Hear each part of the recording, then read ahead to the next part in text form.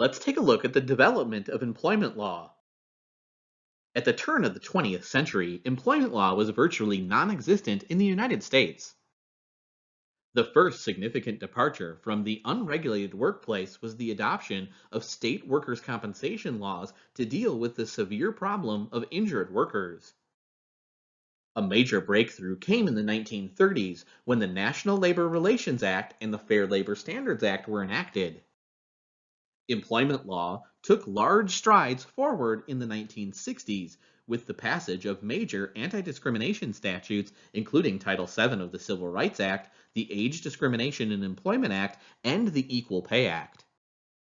Common law claims, particularly for wrongful discharge, came into vogue in the late 1970s and throughout the 1980s. Benefits have been the target of a number of employment laws since the 1970s, with health insurance, pensions, and leaves being at the center of recent legislative effort. Legislation does not emerge in a vacuum. Many of our employment laws reflect the work of social movements, organized efforts to create needed changes in workplace and society. The workers' compensation statutes adopted in the early part of the 20th century were influenced by the progressive movement, which addressed the social problems of the time. The National Labor Relations Act was enacted in 1935 during the depths of the Depression.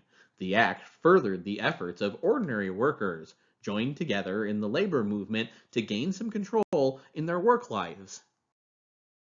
The civil rights movement had to overcome enormous opposition to obtain legislation protecting the basic civil rights of all people, and the struggle to realize this law's promise continues.